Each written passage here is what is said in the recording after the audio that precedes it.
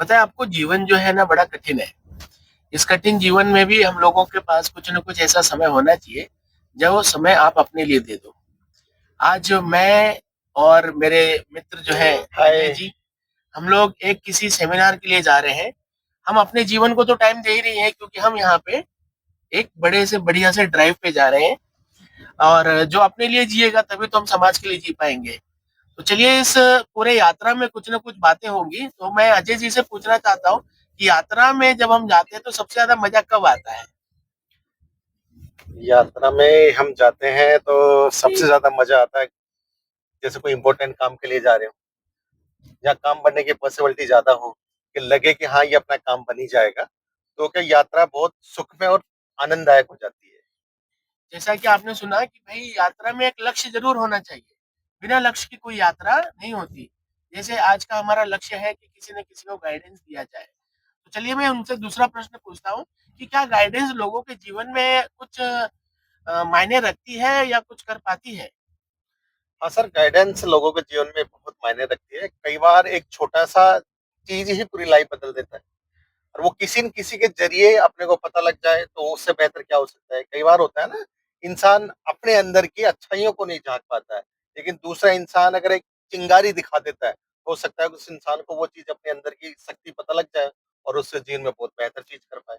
अच्छा, जैसे कि वो कहते हैं ना नियरक निंदे राख ये, आगे का मुझे जानकारी नहीं है।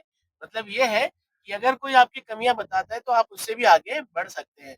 तो अजय जी क्या कोई उदाहरण है जिसमें आप बता सकें कि कोई ऐसा बेस्ट उदाहरण जिसने जीवन में असफलता चखी और बाद में सफलता चखी हो? सर, अपने चंबल से आप ले लीजिए। सब लोगों ने सुना होगा, 12th फेल बुक के बारे में पढ़ी भी होगी, मूवी भी देखी है। लेकिन वो लोग हमारे आसपास से ही है। मनोज शर्मा जी, जो अभी मुंबई पुलिस में कार्यरत हैं वहां पे, वही एक एग्जाम्पल ले लीजिए। बहुत अच्छा, बहुत अच्छा, बहुत अच्छा। मैंने उस मूवी को देखा है और रियली वो एक इंस्पिरेशनल मूवी है। तो अजय जी, आज आप चाहते हैं कि 11वीं और 12वीं के बच्चों को गाइडेंस दिया जाए। तो आपको ऐसा नहीं लगता है कि इन बच्चों को अभी बहुत छोटे हैं या ये सही समय है उनको गाइडेंस देने का?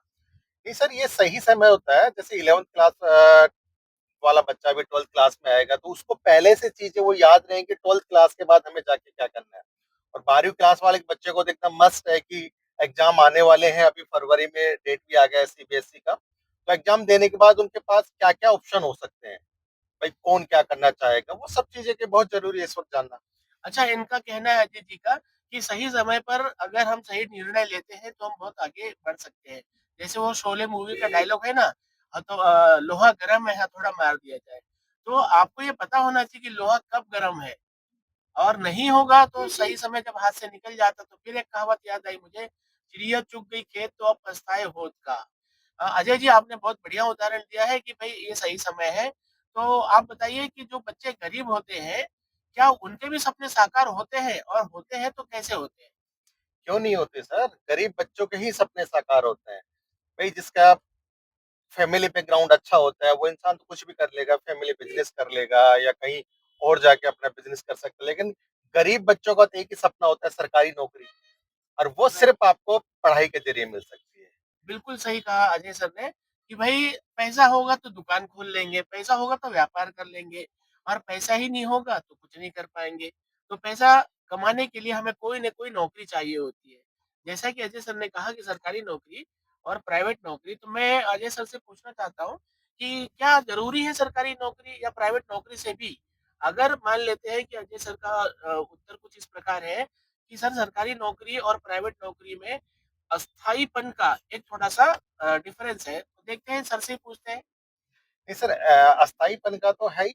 जैसे मान के सरकारी नौकरी हमारे समाज में एक प्रतिष्ठा का विषय होती है कि सरकारी नौकरी जिसको मिल गई उसकी जीवन एकदम स्टेबल हो जाता है, उसको जीवन। प्राइवेट नौकरी का क्या होता है कि आज के जमाने में आप सोच रहे हो कि एक टीचर होता है, जब भी कोई मिलता है तो सर क्या करते हो, तो वो बोलता है कि मैं टीचर हूँ, तो सामने वाला क्या बोलता है, अच्छा ट्यूशन पढ़ाते हो। अब आप उसमें कितना कमा रहे हो, उसमें कोई प्रतिष्ठा नहीं है, वो आपको जानेगा ही नहीं कि आप 2 लाख रुपए कमा रहे हो। लेकिन जैसे एक सरकारी नौकरी का आता है कि मैं सरकारी नौकरी हूँ या फर्स्ट क्लास में हूँ, सेकंड क्लास में हूँ, तो वो सैलरी ना जान के सिर्फ आपके पद के ऊपर चले जाते हैं। अरे ये बच्चा सब इंस्पेक्टर है, तो उसको पता होगा कि इसके जीवन में स्थायित्व है। अच्छा, अच्छा, ये बात तो आपकी माननी पड़ेगी, मैंने ये चीज़ को देखा है। मैं दिल्ली और मुंबई जैसे शहरों में कई बार आया गया भी हूँ, वैसे मैं मुंबई से बिलॉन्ग करता हूँ। तो मैंने देखा है कि अगर आप लाखों रुपए भी कमा रहे हैं और प्राइवेट में काम करते हैं, तो आपकी समाज में वो प्रतिष्ठा नहीं होती है। लोगों का कहना होता है कि अरे यार ये तो मेरे ख्याल से ना उसमें काम करता है कॉल सेंटर में, भले उनकी सैलरी महीने की 5 लाख हो। लेकिन यदि कोई पटवारी है या लेखपाल है या पुलिस में है, तो भले छोटे से छोटे पद पर हो, उसकी एक प्रतिष्ठा होती है समाज में। यानी कि पैसा और प्रतिष्ठा दोनों मिलती है, जबकि प्राइवेट में पैसा तो मिलता है, प्रतिष्ठा नहीं मिल पाती है और पैसे के दम पे पाई गई प्रतिष्ठा, पैसे के खत्म होते वो प्रतिष्ठा खत्म हो जाती है। धन्यवाद अजय सर और अगर आप जाते-जाते कुछ कहना चाहें तो प्लीज़ 2 शब्द? बस यही है, जीवन में मस्त रहिए, खुश रहिए, अपने लक्ष्य निर्धारित कीजिए और उन पे अडिग होके लगे रहिए, जीवन में सपने पूरे होंगे। Thank you very much Ajay sir. Ajay sir ने लास्ट में वही बात कही जो मैंने शुरुआत करी थी कि जीवन में खुशहाल रहेंगे तो आगे बढ़ेंगे। Thank you very much.